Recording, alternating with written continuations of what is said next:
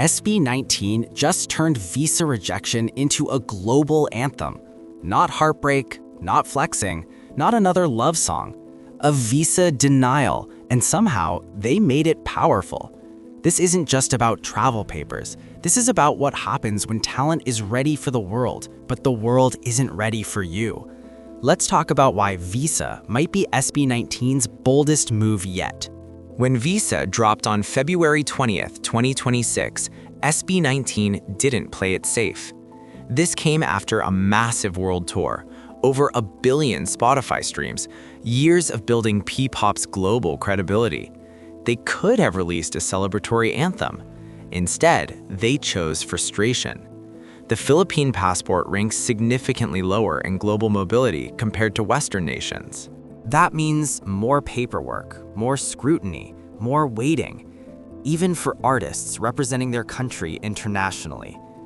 During their tours, SB19 experienced visa hurdles firsthand, and instead of staying silent, they turned it into music. Why Visa hits different. On the surface, it's classic SB19. Bold production, sharp choreography, memorable hooks.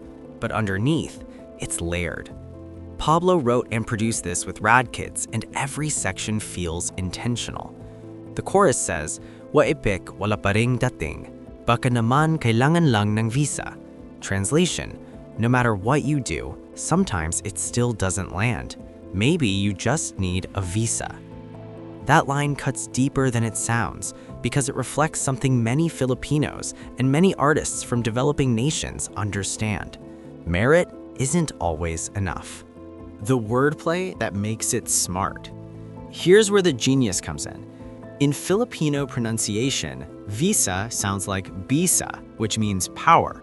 So when they say maybe they just need a visa, they're also asking, does recognition only come when someone else validates you? Is power something you earn or something granted? That dual meaning turns a bureaucratic document into a metaphor for legitimacy. That's smart writing. The Noypi detail most people miss. The chant Noypi appears in the hook, not Pinoy, Noypi. It's the same word, flipped. Historically, Noypi carries a more rebellious tone, less polished, less tourist-friendly, more defiant. It signals pride, but not the kind that asks for approval. That distinction matters. The invisible cages. This song isn't really about visas. It's about invisible cages. Filipino athletes train for years and still struggle to compete abroad. Artists build world-class music, but often need foreign recognition before local critics take them seriously. Overseas workers fuel economies, yet still face barriers at borders. Visa channels that frustration, but instead of sounding defeated, it sounds confident. That's the difference. The music video symbolism. The music video reinforces the message visually. Long lines, interviews, paperwork, red denial stamps. But notice something subtle. Some characters appear to pass through easier than others. The message isn't shouted, it's shown. Opportunity isn't distributed equally, and yet the choreography remains sharp, almost playful, as if to say, you can stamp the paper, you can't stamp out the talent. Why this era feels different. SB19 has always carried national pride in their music, but Visa is more direct, more pointed, more willing to question systems.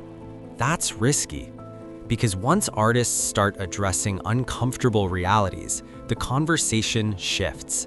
They're no longer just performers, they become voices. Why this matters beyond SB19. This isn't just an SB19 comeback, it's a signal for Ppop. For years, Filipino artists were expected to stay local. Now they're touring internationally, building independent labels, charting globally. Visa doesn't ask for permission. It questions why permission was needed in the first place. And that mindset shift, that's how industries evolve. Visa is catchy, yes, but it's also layered. It makes you move, then makes you think, then makes you feel proud.